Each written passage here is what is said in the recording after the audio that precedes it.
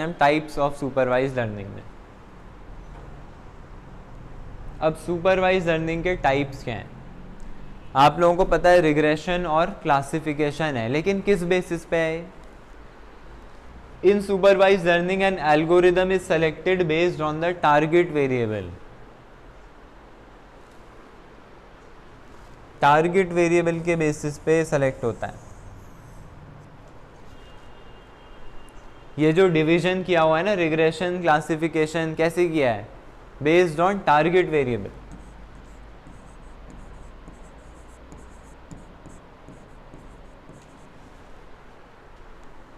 Target variable कैसा है? अगर टारगेट वेरिएबल है कंटिन्यूअस, न्यूमेरिकल है, अगर टारगेट वेरिएबल न्यूमेरिकल है तो आप क्या करेंगे? रिग्रेशन करेंगे। अगर आपका न्यूमेरिकल है, ठीक है। अगर आपका कैटेगोरिकल है तो आप क्या करेंगे? क्लासिफिकेशन।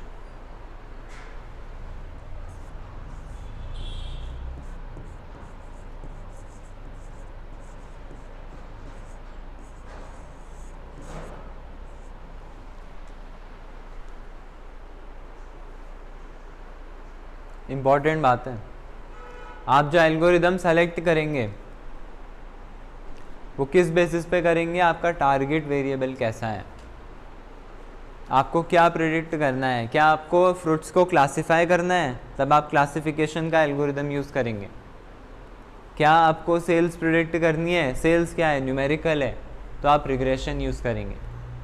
ऐसा नहीं होगा कि आपने कहा चलो सारे एल्गोरिदम लगा देते हैं, रिग्रेशन भी लगा दो, क्लासिफिकेशन भी लगा दो, ऐसे नहीं होगा। आपको देखना पड़ेगा आपकी प्रॉब्लम क्या है, ठीक है।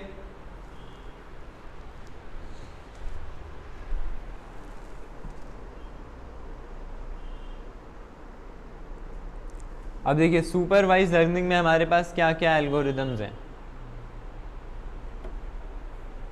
कुछ एल्गोरिदम्स के नाम: logistic regression, decision tree, random forest, naive base, support vector machine.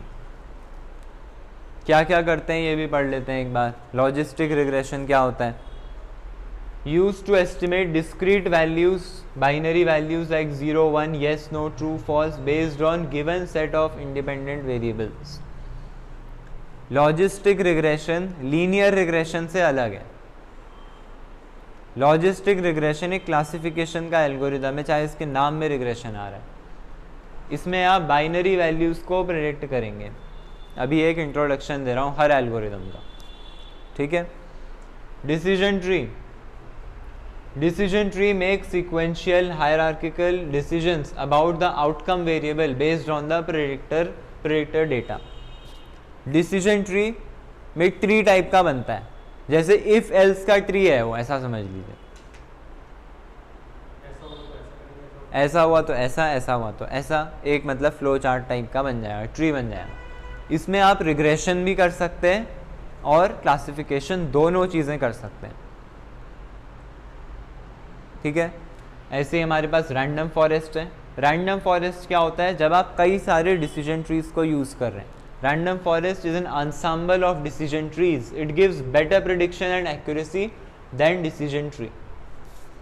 अब डिसीजन ट्री तो आप एक सिंगल यूज़ करेंगे। अब रैंडम फॉरेस्ट में क्या होगा? कई सारे ट्रीज हो गए, एक ट्री तो डिसीजन ट्री हुआ, आपने अब कई सारे ट्रीज लिए तो एक फॉरेस्ट बन गया। तो जो फॉरेस्ट प्रिडिक्शन करेगा वो बेटर करेगा, क्योंकि वो कई सारे डिसीजन ट्रीज को यूज़ कर रहा है, ठीक है। Naive Bayes classifier based on the Bayes theorem and works with an assumption that features are independent. Bayes theorem हम लोगों ने पढ़ा था प्रोबेबिलिटी में, तो उस पर ये बेस्ड है नाइव बेस। यहाँ पे आप प्रोबेबिलिटी का प्रेडिक्शन करते हो, क्लासिफिकेशन का एल्गोरिदम। और क्या अज्यूम करता है? फीचर्स इंडिपेंडेंट हैं एक दूसरे के। जो इनपुट वेरिएबल हैं वो उनका कोरिलेशन 0 है। टीवी में जो पैसा खर्च किया उसका रेडियो में पैसा खर्च करने से कोई रिलेशन नहीं है, ठीक है। इनपुट वेरिएबल्स के बीच में कोई रिलेशन नहीं है. Support vector machine, SVM draws hyperplane in a feature space that separates instances into different categories with margins in between as far apart as possible. इसे बाद में देखेंगे क्योंकि हमें अच्छे से समझना पड़ेगा हाइपर प्लेन से क्या मीनिंग है यहाँ पे. ठीक है, आपके पास प्रॉब्लम ऐसे बता के नहीं आएगी कि मैं रिग्रेशन हूँ, मैं क्लासिफिकेशन हूँ. वो बस प्रॉब्लम होगी और डेटा होगा सामने. वो तो आपसे बस कहा जाएगा कि ऐसा ऐसा करना है, ये प्रेडिक्ट करना है. अब आपने उसमें लगा दिया क्लासिफिकेशन का एल्गोरिदम, बताना था कितनी गाड़ियाँ बिकेंगी, तो ये गड़बड़ हो जाएगी, महा गड़बड़ हो जाएगी. तो ये पता होना बहुत ज़रूरी है. तो ये भी देखें आप लोग, खुद ही सोचिए कहाँ कहाँ पे यूज़ हो सकता है रिग्रेशन. कम से कम 10 यूज़ केसेस सोचिए, क्लासिफिकेशन के भी 10 यूज़ केस सोचिए क्या क्या हो सकते हैं.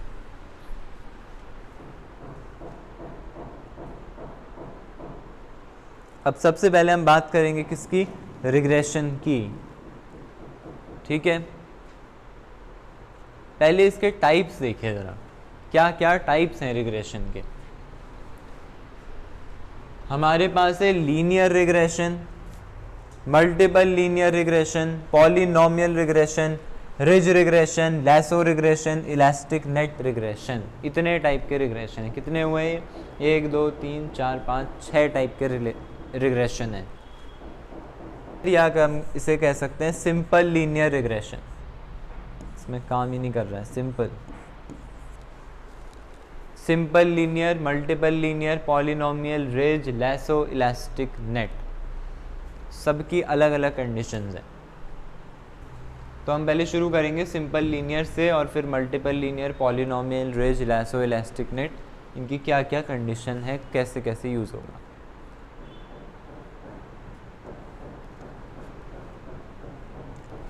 तो देखिए रिग्रेशन है क्या. Regression is a statistical model used to predict the relationship between independent and dependent variables denoted by X and Y respectively. एक बात तो आप लोग दिमाग में अच्छे से फिट कर लें कि x आपका इंडिपेंडेंट वेरिएबल होगा और y आपका डिपेंडेंट वेरिएबल होगा.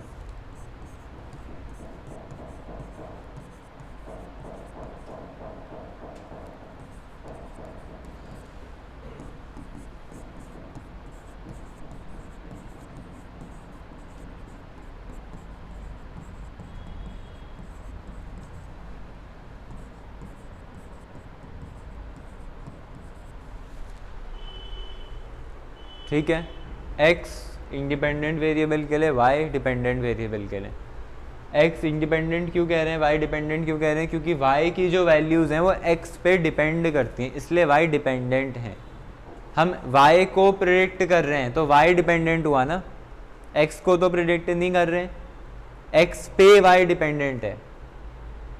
तो y, ठीक है, y डिपेंडेंट हो गया, x अपने आप में इंडिपेंडेंट है क्योंकि x से प्रेडिक्शन हो रही है.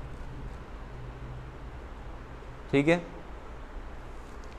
इसी को हम क्या कहते हैं, टारगेट वेरिएबल कहते हैं.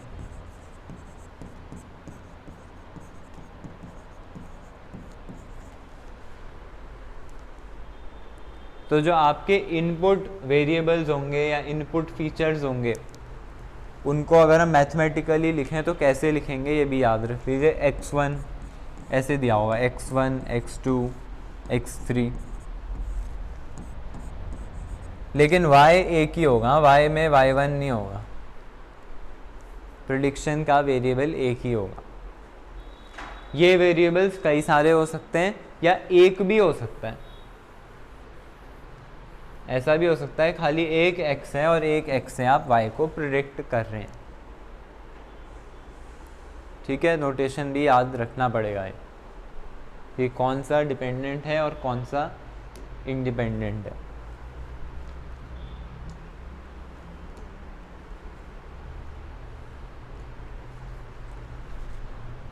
तो रिग्रेशन क्या करता है, 2 फैक्टर्स को एग्जामिन करता है. क्या 2 फैक्टर्स हैं वो, how closely x and y are related, और दूसरा काम तो प्रेडिक्शन का ही है. प्रेडिक्शन तो करनी है, लेकिन एक और चीज़ बता रहा है ये कि कितना x और y को रिलेटेड हैं. दो चीज़ें एग्जामिन हो रही हैं, how close x and y are related, और दूसरी बात प्रिडिक्शन की हो रही है। ठीक है, अब x और y क्लोज कितने हैं ये हमने देखा है पहले।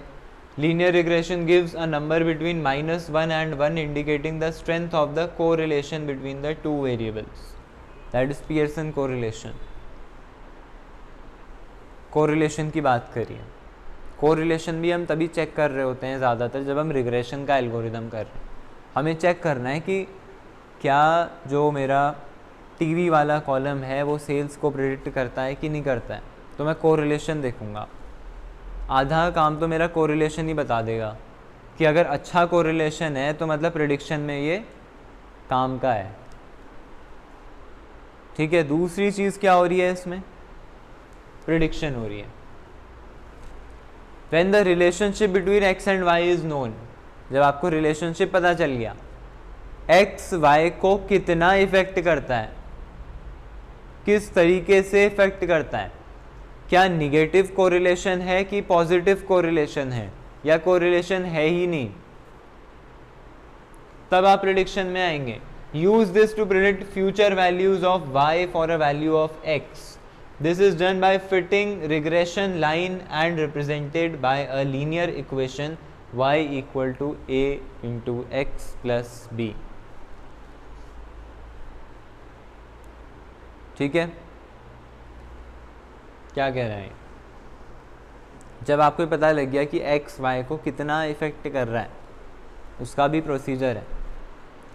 ठीक है, तो आप क्या करेंगे, इस इक्वेशन का यूज़ करेंगे। ऐसी एक इक्वेशन बनेगी, इसे ऐसे ना देखें y equal to A X B छोड़ दीजिए, y equal to M X plus C, ऐसे याद रखिएगा इसे, ए एक्स प्लस बी नहीं, y equal to M X plus C कह सकते हैं, वो ठीक है, लेकिन इस फॉर्म में याद रखेंगे तो अभी काम आएगा। इक्वेशन ऑफ स्ट्रेट लाइन हो क्या रहा है, आपके पास एक x वेरिएबल है, अब इसका ग्राफ बन रहा है, ठीक है, और एक y वेरिएबल है। सेम एग्जाम्पल को लेते हैं, आपने टीवी में कितना एक्सपेंडिचर किया, ये तो ये है, और y आपका क्या है, सेल्स है, आपकी हुई कितनी सेल्स। ठीक है, तो रिग्रेशन में क्या करेंगे हम, लीनियर रिग्रेशन में हम एक लाइन फिट करने की कोशिश करेंगे, एक स्ट्रेट लाइन। वो ऐसे हो सकती है, वो ऐसे हो सकती है, वो ऐसे हो सकती है, वो ऐसे हो सकती है, ऐसे हो सकती है, कैसे भी हो सकती है। ठीक है, हमें क्या फाइंड करनी है, बेस्ट फिट लाइन फाइंड करनी है। बेस्ट फिट, आपका डेटा पॉइंट्स होंगे यहाँ पे, ये आपका ट्रेनिंग डेटा सेट है।